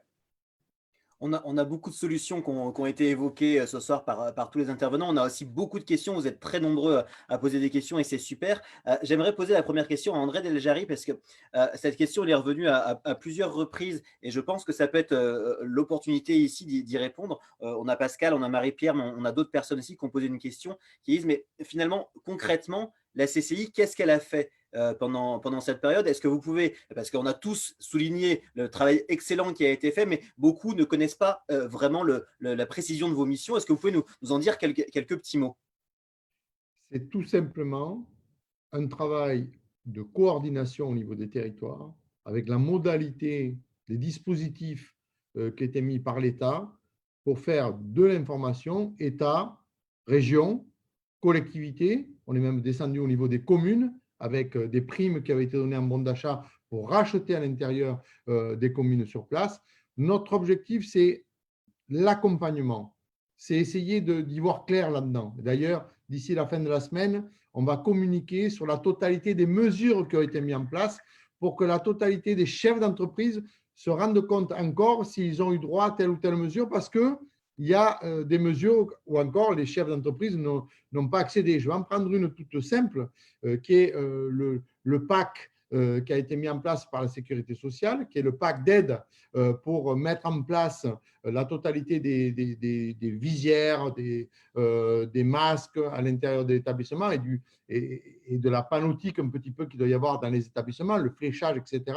La participation à hauteur de 5 000 euros, c'est-à-dire 50% du total investi, c'est-à-dire quelqu'un qui investit 10 000 euros, la Sécurité sociale ira jusqu'à 50%, c'est-à-dire 5 000 euros. Voilà. Ça, ce sont des mesures qui, des fois, elles sont données, mais sauf que le chef d'entreprise, si vous voulez, c'est un peu compliqué parce que l'URSSAF, la Sécurité sociale, l'État, la région, le département, on est en train de mettre en place avec les Mesquida le RSA social au niveau des chefs d'entreprise aussi qui n'ont rien touché pendant cette période. Donc voilà, c'est tout ça qui se met en place parce que d'un côté, il y a les aides naturelles qui arrivent. Et de l'autre côté, il y a nos idées que nous avons de chefs d'entreprise par rapport aux oubliés. Vous voyez, tout à l'heure, on a parlé de tous les secteurs pas ouverts. Pas plus loin que cet après-midi, j'ai préparé tous les secteurs qui n'étaient pas encore ouverts parce qu'on parle beaucoup de la restauration. On a parlé tout à l'heure beaucoup avec l'événementiel. Mais on oublie certains petits coins de choses, d'activités. J'ai parlé tout à l'heure des discothèques. On n'a pas parlé des salles de sport. Les salles de sport sur le département de l'Hérault, c'est 128 salles de sport qui représentent 1000 emplois. Voilà. Donc voilà, et tout ça, j'ai fait un courrier à Bruno Le Maire pour lui dire attention, n'oubliez pas, d'accord, il faut les règles barrières, les gestes barrières, d'accord, mais c'est tout ça qu'il faut. Donc on s'occupe, on est un peu le rouage qui permet d'amener tout cela, d'alerter les collectivités pour dire attention, il y a tel dispositif qui est trop compliqué à mettre en place, donc qui ne correspond pas à la réalité du terrain. Donc, merci de le modifier. Ça a été modifié avec Carole Delga, la présidente de région, sur le volet 2. On est parti sur le volet 2 bis pour qu'il soit le plus adapté. Donc, c'est ça notre boulot au quotidien. Nous, on a eu ces 60 collaborateurs qui ont répondu à ces 30 500 appels, ces 30 500 questions qui ont été mises en place. On a débouclé des PGE qui étaient impossibles à avoir. Impossible à avoir. Et moi, je dis tout simplement aux chefs d'entreprise qui ont un problème avec certaines choses sur des modalités de montage, la CCI, elle est là. Allez sur le site CCI et on vous répondra. Vous aurez des intervenants qui vont vous répondre. On ne va pas pouvoir régler tous les problèmes parce qu'il y a des cas très difficiles qui sont malheureusement dans la limite possible de ce que nous pouvons faire et on ne pourra peut-être pas y répondre. Mais au moins, on aura essayé. Au moins, on aura essayé et au moins, on sera allé au bout du bout. Et je peux vous dire que je ne lâche rien et que mon objectif, c'est de ne laisser personne au bord du chemin. On a une problématique aussi avec les loyers. C'est un pataquès pas possible. Comment il faut faire, comment il ne faut pas faire. Moi, je dis tout simplement, au niveau des loyers, le mois qui a été complètement sans chiffre d'affaires, c'est 0. Voilà. Le propriétaire, il s'assoit dessus. Voilà. Les mois où il y a eu jusqu'au 18 mars, c'est les mois où on a redémarré le 11 mai. Bon, voilà. C'est des mois où il y a eu du chiffre d'affaires. Bon. Alors après, ceux-ci peuvent être pris en étalement jusqu'à la fin de l'année. Et c'est pour ça qu'on a vu avec monsieur le préfet, puisque quand on dit mais à quoi sert une CCI, on a dit écoutez, monsieur le préfet, on va essayer de mettre en place un médiateur pour les loyers, pour les problèmes où il y aurait de réels problèmes. Donc, il y aura un ancien juge, un avocat, un expert comptable, un élu CCI, voilà, et qui vont répondre à certaines questions. Bon, voilà un petit peu notre rôle au quotidien. Je peux vous assurer que ce serait présomptueux de dire on fait du 24-24, mais je peux vous assurer qu'on n'est pas loin de pas mal d'heures. Franchement, depuis les fermetures, depuis le 18 mars, on n'a pas arrêté un moment et on essaie de trouver des solutions à tout le monde. On en a trouvé énormément. Et moi, s'il y a des interlocuteurs qui écoutent ce soir et qui n'ont pas de solution à leurs problèmes, qui nous le fassent savoir par l'intermédiaire du site de la CCI. Et moi, je suis prêt à répondre à tout questionnement qui peut être donné. Et je vais rebondir, si vous me le permettez, 2 secondes, au niveau le côté industriel, un petit peu sur le. Moi, je dis que très rapidement, il faut faire un inventaire des possibilités qu'on peut avoir. Michael a parlé tout à l'heure de la santé. Il faut qu'au niveau de la santé, ce soit notre vecteur, notre conducteur au niveau de l'innovation pour aller beaucoup plus loin. La crise nous a appris qu'il fallait relocaliser. Ça a été dit tout à l'heure par Fatima et il faut relocaliser, il faut travailler avec les circuits courts, il faut travailler avec le produire local. Tout ça, ce doit être partie intégrante de notre cerveau à partir d'aujourd'hui. Et parce que c'est quelque chose qui va peser très lourd sur notre économie au niveau du territoire. Donc, cette faculté à pouvoir mettre et à pouvoir déterminer un petit peu des parts d'activité sur lesquelles il serait dédié à la santé pour relocaliser certaines choses avec des définitions très claires. Il faut cibler impérativement. Il faut avoir aussi une vraie vision de ces territoires pour dire très clairement qu'est-ce qu'on veut faire pour faire venir de l'international chez nous plutôt qu'aller le chercher à l'international. Je préférerais cette solution-là et je pense aussi également à la French Tech et au numérique qui est confronté aussi à ce choc de cette crise. Et ça doit nous permettre aussi de continuer à nous positionner sur le territoire, la French Tech comme le moteur national aussi de l'innovation, ça a été dit tout à l'heure, et de toutes ces entreprises qui innovent ici sur ce territoire. Il faut leur donner que des messages d'espoir, parce qu'on est un territoire où il y a beaucoup de création d'entreprises. Fatima a parlé tout à l'heure des reprises. On est là pour ça, on est là pour vous accompagner. Et je développerai mon énergie là-dessus pour essayer de travailler avec tout le monde, avec toutes les collectivités, avec tous les maires qui seront élus à partir du 28 juin, parce que ça, c'est mon job, c'est ma mission, et je ne lâcherai rien. Merci beaucoup et je pense que c'était important d'entendre cette réponse parce qu'on a beaucoup évoqué toute l'activité qu'il y avait eu pendant cette période. Alors, on a beaucoup de questions. Je vous propose, si vous le voulez bien, qu'on se prête un peu au jeu de questions-réponses courtes. Sinon, je vais vous garder toute la nuit pour toutes les traiter. Et je sais que tous ceux qui nous écoutent, et ils sont une fois encore très nombreux, ont envie d'avoir une réponse à leurs questions. Et la première question, sans plus tarder, j'aimerais vous la poser, Fatima, parce qu'il y a eu beaucoup de questions qui vous concernent.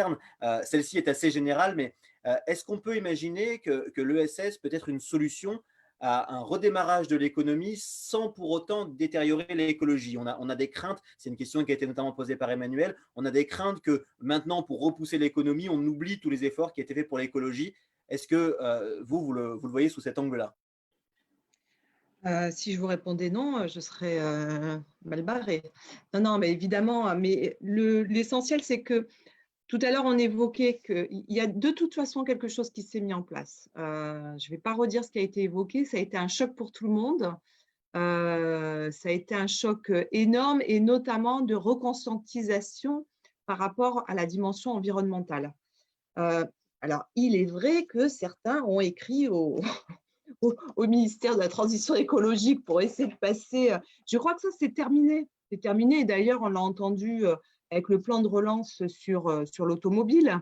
Il y a clairement aujourd'hui des choses qui se sont enclenchées.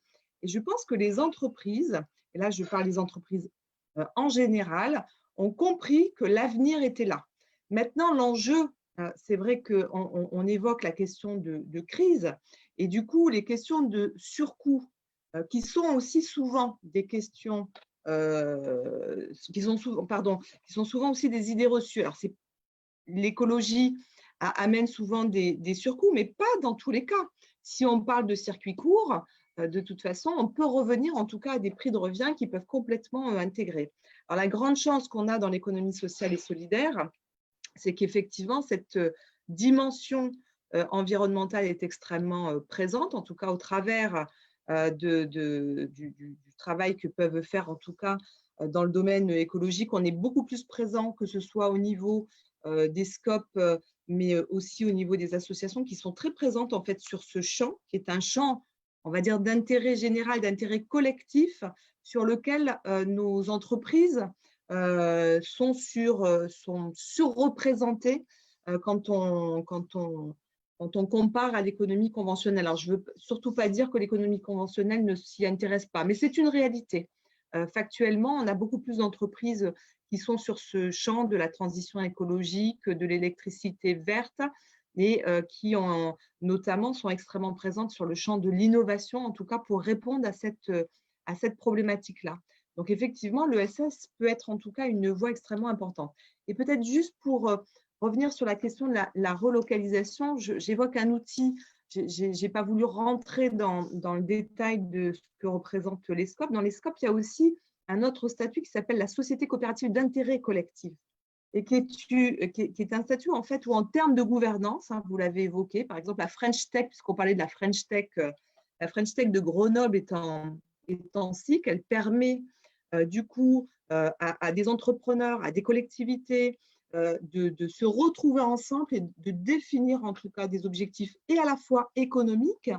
Et j'évoque ce statut parce que dans le domaine environnemental notamment, avec des producteurs qui vont se retrouver, que ce soit dans l'agroalimentaire ou que ce soit dans la transition écologique, vont se saisir en fait de cette gouvernance pour travailler autant sur les enjeux de territoire que de travailler sur les enjeux économiques et notamment de relocalisation de l'emploi. Enercop, si vous avez déjà entendu parler, c'est une SIC par exemple. On ne se détermine pas en se disant je suis une SCOP ou une SIC, on se détermine par rapport à l'activité qu'on a.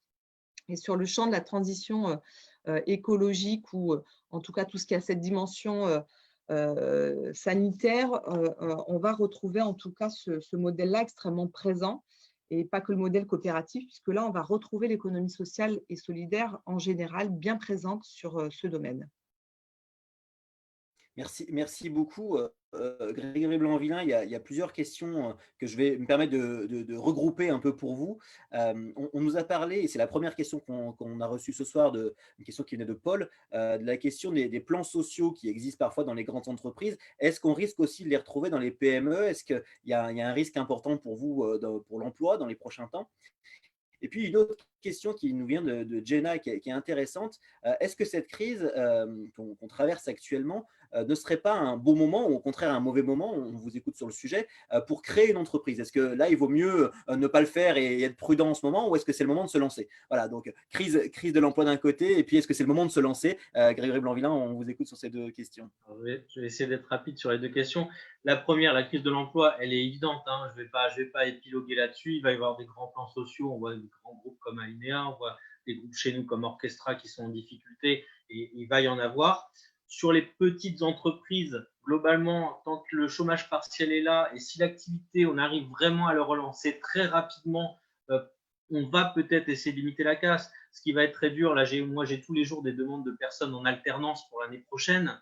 Malheureusement, moi, mon contrat en alternance que j'ai actuellement, je ne vais pas le renouveler. Donc, ça ne va pas être une perte pour cette personne-là, mais comment tous ces jeunes, d'ailleurs, vont trouver de l'emploi? Il va y avoir qui vont arriver sur le problème de la saison d'hiver. Tous les saisonniers qui n'auront pas travaillé cet été et qui n'auront peut-être plus de droit au chômage et qui vont se retrouver tous les intérimaires, etc. Donc, oui, il va y avoir un problème de la bataille de l'emploi qu'il va falloir qu'on mène tous ensemble. Et la solution, elle est uniquement de relancer l'économie très rapidement, et que les carnets de commandes, comme l'a dit Michael Delafosse tout à l'heure, un chef d'entreprise, il a besoin de visibilité. Tant qu'on n'a pas de visibilité, qu'on ne sait pas où on va, on ne peut pas prendre le risque d'embaucher, tout simplement. Le deuxième point sur la création d'entreprise, oui, moi je suis persuadé que dans toute crise, d'ailleurs, souvent si on regarde des belles réussites entrepreneuriales, sont nées de crises. Et j'ai cité tout à l'heure un projet, mais il y en a d'autres dans le monde de l'événementiel. Il y en a qui sont en train de se transformer totalement. Dans le monde du commerce, il y en a qui sont en train de se réinventer. Donc je pense que oui, c'est le moment d'entreprendre. Il y a au contraire, en innovant, c'est toujours plus facile d'ailleurs pour une entreprise de démarrer directement avec les nouveaux modèles que de transformer une vieille machine où ça prend beaucoup plus de temps. Donc oui, il faut continuer à entreprendre. Je rejoins Fatima et André sur l'aspect transmission d'entreprise. J'en avais fait un des thèmes de mon mandat et on devait faire notre AG dessus au mois de mars, et on fera un gros événement sans doute en visio au mois de juin là-dessus. La transmission d'entreprise est un enjeu essentiel pour les années à venir. Il y a énormément d'emplois à la clé, notamment dans le secteur du bâtiment, par exemple. Et je sais que c'est un sujet cher au président de la Fédération du bâtiment, Thierry Ducrot. Il y a énormément d'artisans qui vont arriver à la retraite dans les années à venir, et souvent, il n'y a pas de repreneurs. Et il faut absolument qu'on arrive à anticiper ces reprises, à intégrer cette façon de penser que, effectivement, c'est sans doute les salariés qui doivent reprendre les entreprises aujourd'hui, et que c'est un des salariés, et que souvent la solution peut venir de l'interne. Il y a beaucoup d'entreprises, des agences de communication, des choses comme ça qui, finalement, on ne trouve pas de repreneurs et l'agence s'arrête alors que ça fonctionnait bien. Des agences d'architecture, dans tous les domaines, dans tous les services. Il faut absolument qu'on insiste là-dessus, et que les collectivités et le monde économique accompagnent cette transmission d'entreprise. Voilà, je suis bavard aussi, désolé. Non, c'était un bel effort de synthèse, mais l'heure tourne. Donc, je vais me permettre, si vous me le permettez, André Deljari, de vous poser toute une série de questions. Alors, certaines sont très techniques. Je vous autorise à les esquiver, mais je vous en donne l'intégralité de tout ce qu'on a reçu, et je vous ai gardé les plus durs rien que pour vous. Alors, on a 4 questions que j'aimerais vous poser. La première, elle est très générale. Elle nous vient de Magali, qui nous dit: est-ce que cette crise est l'occasion peut-être de rééquilibrer l'économie héroltaise pour moins dépendre du tourisme? Ça, c'est la première question. On a une question très concrète qui vient de Marie-Pierre, qui nous dit le coiffeur de ma rue n'arrivera pas à payer son loyer. Qu'est-ce qu'il peut faire concrètement? Comment est-ce qu'il va pouvoir être aidé? Et après, on a une question est-ce que vous trouvez normal que les assureurs aient aussi peu joué le jeu, si vous mesurez vous aussi que les assureurs aient aussi peu joué le jeu? Et est-ce qu'on a une vision aujourd'hui sur l'aéroport de Montpellier? Comment est-ce que cette crise l'a impacté, et qu'est-ce qui va sortir de cette crise pour l'aéroport de Montpellier, qui est important tant dans le tourisme que dans le développement économique? Voilà, je vous ai fait un petit pôle de questions. Montrer Très rapidement, pour essayer de tenir un peu le timing, le rééquilibrage, évidemment qu'on a besoin d'un rééquilibrage sur la totalité du territoire. On a Béziers qui est plus industriel. Quand on va regarder un petit peu le département de l'Hérault, nous, on est plutôt dans une économie présentielle et plus on aura, on a parlé tout à l'heure de la French Tech, plus on aura, au travers de l'innovation, de nouveaux métiers qui vont se créer. Je suis certain qu'au travers de l'innovation, ce qui se passe ici sur ce territoire-là, on va avoir une telle innovation qu'on va rebondir assez vite par rapport à ce qui se passe. Par rapport à ce qui se passe aujourd'hui. Alors, évidemment qu'on aura de la casse, c'est toujours embêtant quand il y a des entreprises qui se cassent la figure, on en a tous les ans, mais par contre, on a un fort taux de création d'entreprises ici sur ce territoire-là. Donc, le rééquilibrage, oui, va se faire, je pense, et on y travaille, parce que c'est aussi avec tous les élus, avec toutes les communautés de communes, avec les agglos, avec la métropole que l'on travaille là-dessus. Et je pense, on parlait ce matin, vous voyez, j'étais à l'aéroport de Béziers, il y a 12 hectares en développement, il faut y mettre des activités économiques sur ce territoire-là aussi. Je vais aller, alors là, on est plus dans la personne au niveau des loyers. Au niveau des loyers, le principe, il est clair. D'abord, je l'ai dit tout à l'heure, le mois d'avril qui a été complètement fermé, pour moi, les bailleurs doivent faire une croix dessus. Et ça, pour moi, c'est une façon claire de voir les choses. Concernant le mois de mars, pour être très, très factuel par rapport à la question, mars, on va prendre mai et juin. Pour ces 3 mois-là, moi, je conseille aux bailleurs de prendre ces 3 mois-là et de les étaler jusqu'à la fin de l'année pour ceux qui ont des problèmes. Voilà. Donc, c'est simple, c'est-à-dire la personne, donc on ne touche pas à sa trésorerie. On ne touche pas à sa trésorerie. Donc, en plus, je rappelle qu'il y a quand même le PGE. Je rappelle qu'il y a eu la totalité des dispositifs d'État qui ont été importants. La prime de 1 500 € de la région, des primes qui ont été mises en place assez fortes. Donc, voilà. Donc, moi, pour les loyers, c'est simple, c'est pragmatique. Je demande à mon propriétaire, très clairement, le mois d'avril était complètement fermé. Merci, au revoir. Le mois de mars, j'ai été ouvert jusqu'au 18. Le mois de mai, j'ai réouvert à partir du 11. Je vais parler de la restauration, puisque vous m'en donnez l'occasion. Ou d'autres d'ailleurs, qui sont fermés, d'autres activités. Donc là, je prends ces mois-là, je reprends le mois d'avril, le mois de mars, mai et juin, j'étale jusqu'à la fin de l'année. Voilà. Donc, pour moi, les choses sont claires. J'étale jusqu'à la fin de l'année. Celui qui n'a pas besoin de trésorerie, il va peut-être étaler sur le trimestre qui suit, c'est-à-dire juillet, août et septembre. Mais bon, voilà. Celui qui n'a pas besoin, il paie ses loyers normalement. Mais voilà une méthode qui, me semble-t-il, est à minima la méthode à trouver. Mais je rappelle quand même que toutes les personnes qui sont propriétaires d'immobilier n'ont fait l'objet d'aucune aide. D'aucune aide. Donc, eux aussi, ils ont des charges, ils ont des choses. Donc, il faut qu'il y ait un équilibre, à mon sens, autour de 50-50. Pour la restauration, c'est le même principe. Avril et mai a été fermé. Avril et mai a été fermé. Donc, avril et mai doivent être rayés de la carte. Voilà. C'est un principe. Je l'ai dit tout à l'heure, on a mis en place une commission. J'ai demandé au préfet qu'il a immédiatement validé, Jacques Witowski. Donc, on a mis une cellule en place qui se met en place avec un ancien juge, un avocat, un expert comptable et un élu CCI. Alors, je sais que des petites structures, pour aller saisir ce genre de choses, c'est compliqué. Mais n'hésitez pas là aussi à saisir au niveau de la chambre de commerce. Voilà. Moi, j'ai donné une idée de la façon dont j'ai la vision des choses par rapport à cela. Je pense qu'elle est équilibrée, qu'elle est honnête pour essayer de trouver des solutions. Pour les assureurs, complètement d'accord. Complètement d'accord. Moi, vous savez, à un moment donné, on dit out. Ils ont été out de la crise. AXA a été condamné, et c'est très bien. À un moment donné, qu'ils regardent un petit peu la situation économique du territoire, et on ne leur demande pas de participer à la totalité de la problématique de ce qu'ont subi les entreprises. Mais un geste est à minima salutaire par rapport à quelqu'un qui a eu, au niveau de son assurance, des fois 10 ans, 20 ans avec le même, et qui s'est retrouvé fermé pendant 2 mois. Il n'est pas normal que l'assureur ne réponde pas. Il n'est pas normal. Il faut à minima une réponse.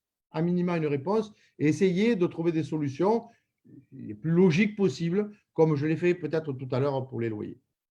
Ça, c'est pour les assureurs. Et enfin, pour l'aéroport de Montpellier, la reprise va se faire. C'est aussi compliqué. Vous savez que la chambre de commerce est à 25% dans le capital de l'aéroport de Montpellier. C'est compliqué. J'ai régulièrement le président du directoire, Emmanuel Bremer. Ça va reprendre gentiment à partir de début juillet. On espère une bonne reprise ensuite à partir du mois de septembre. Ce qu'il faut savoir, c'est que les compagnies qui s'étaient engagées à l'aéroport de Montpellier, Transavia et tout, ces compagnies ont décidé de rester. Donc ça, c'est déjà une bonne nouvelle. C'est déjà une bonne nouvelle pour l'aéroport de Montpellier. Donc les compagnies vont rester. Ça va aller doucement. Il faut que tout se remette en ordre. C'est très compliqué. Toutes les frontières ne sont pas ouvertes. On ne peut pas aller n'importe où avec des avions aujourd'hui. Donc, il faut laisser que les frontières se réouvrent. Il faut laisser que, par exemple, Orly aussi se réouvre. Il faut laisser tout ça se remettre en place. On n'aura pas assez de juin, juillet, août pour que tout ça se remette tranquillement en marche.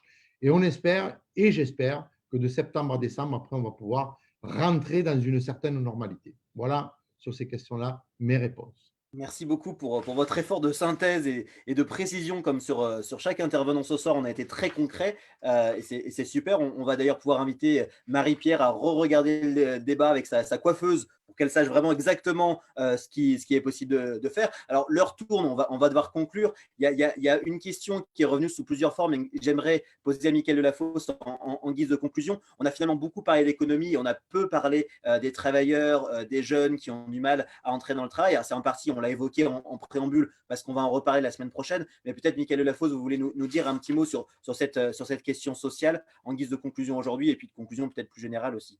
Oui, sur ce point. Dans cette période de confinement, on a tous appelé nos proches, nos amis, des gens qu'on connaissait, etc. Et moi, j'ai eu beaucoup de témoignages disant dans ma boîte, ils ont été super. Ils sont organisés, il y a le chômage partiel. Enfin, il y a eu une forme de bienveillance un peu à l'opposé. Alors, il y a sans doute des exceptions des assureurs, là. C'était bien de citer AXA, qui n'est pas réglo. On recite AXA, qui n'est pas réglo, mais il y a eu, il faut le souligner. Parce que des fois, il y a des gens, ils ont des images, l'entreprise, mais non, il y a eu là des employeurs et le tissu de TPE, PME joue cette proximité, a joué un rôle. Voilà. Et donc ça, il faut le saluer. Ensuite, on sait, nous le savons, qu'il y a des gens pour qui sont dans des contrats précaires, pour qui c'est difficile. Et nous faisons partie de gens qui défendons l'idée qu'il faut un bouclier social pour créer d'autres facilités de pouvoir d'achat, pour faire en sorte qu'on arrive à vivre bien. Vous savez, quand on défend cette idée, il y a quelques mois, du soutien scolaire gratuit dans les médiathèques et les maisons pour tous, ben, ça soulage le pouvoir d'achat des familles qui payent un prof à domicile un peu cher. Et là, dans le confinement, tout le monde s'est rendu compte que ce serait bien d'avoir ce type de mesures. Voilà, quand on défend notre idée de gratuité des transports, c'est, je pense beaucoup là aussi à des gens qui ont du mal à boucler leur fin de mois, qui sont les retraités avec petite pension et qui préféreraient aller dans un restaurant inviter leurs petits-enfants que de payer leur taille. Donc, on a une approche qui doit être, dans nos politiques publiques, extrêmement attentive aux gens les plus fragiles et aux gens qui ont du mal à travailler. Mais notre responsabilité, elle est aussi d'aider le tissu entrepreneurial, parce que c'est lui qui crée l'emploi. C'est lui qui peut créer de l'emploi non délocalisable, et ça a été un des fils rouges là, de notre échange. Et à un moment, le président Del-Jari disait il y a les salles de sport, c'est tant d'emplois. Et il faut qu'on fasse très attention dans ce qui arrive, mais ici, les acteurs qui ont participé à ce visio-débat en sont extrêmement conscients. C'est qu'on est, et moi je prends cet engagement, que si nous gagnons et que nous sommes en responsabilité, chaque profession, comment la collectivité peut apporter une réponse à sa situation. Et qu'on fasse ce travail. Et ce recensement-là, seuls les consulaires, les syndicats, les branches professionnelles, les secteurs peuvent, parce qu'il y en a qui ont accès aux médias. Rappelez-vous le débat qui a existé sur les libraires, dont on a dit qu'il faut vite les réouvrir. Le débat qui a existé à Montpellier sur les marchés de plein air, qui est urgent de réouvrir, il se réouvre progressivement, qui aurait peut-être pu être plus vite ouvert, ne polémiquons pas. Et donc, il faut que pour chaque secteur, on ait une forme de réponse. Parce que derrière chaque secteur, c'est de l'emploi, c'est de l'alternance, c'est de l'apprentissage.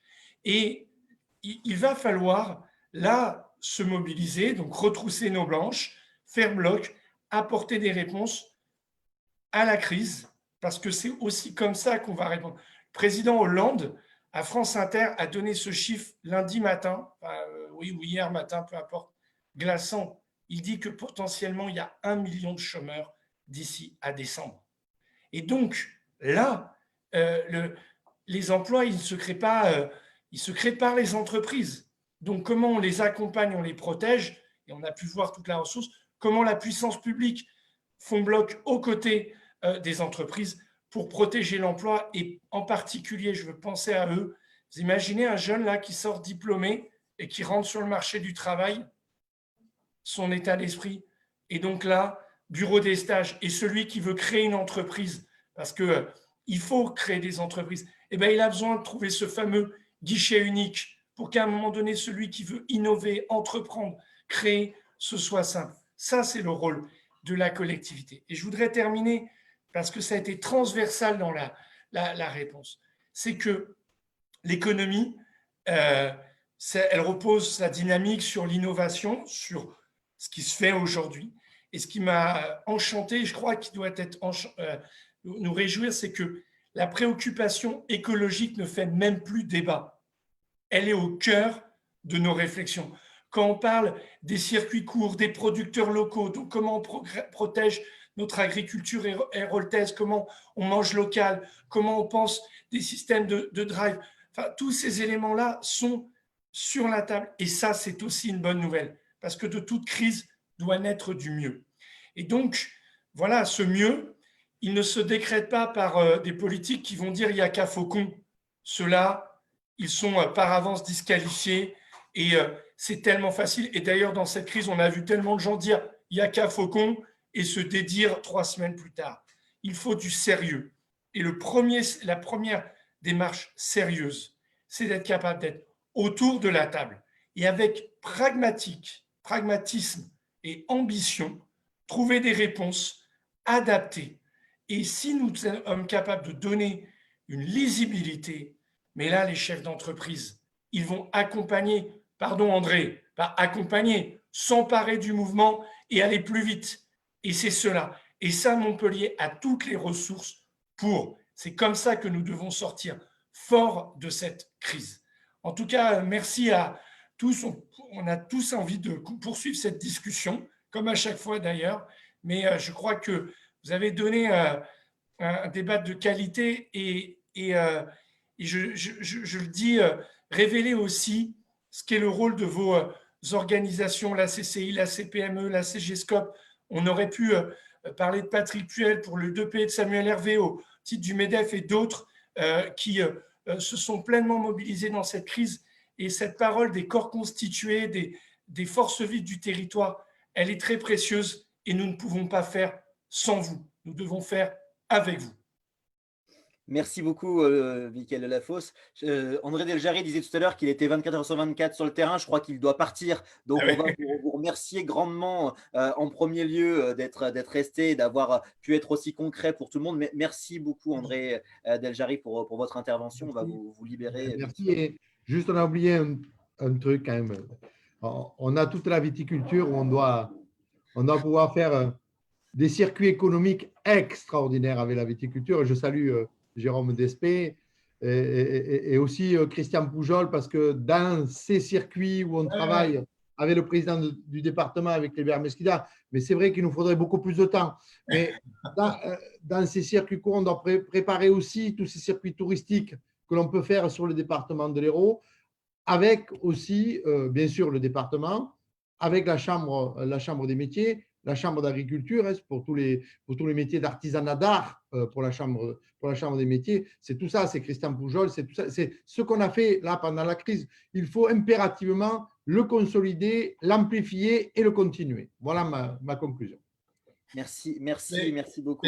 Mais cet éloge du vin plaît au conseiller départemental de l'Hérault, qui est une collectivité très, depuis des décennies mobilisée pour son vin, et nous rappelle aussi que sur le tourisme, Grégory Blanc-Villain l'a dit, là aussi, il faudra clarifier les compétences, un chef de file unique, du leadership, parce que notre territoire, il mérite d'être découvert, d'être partagé et il dit tellement de nous-mêmes.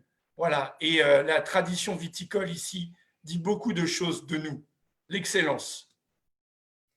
Grégory Blanc-Villain, merci aussi infiniment. Fatima Belaredj, merci beaucoup pour tout. Beaucoup de choses ont été dites et le débat se poursuit. N'oubliez pas que vous pouvez participer, tous ceux qui nous écoutent, sur le web forum, donner vos idées de développement économique.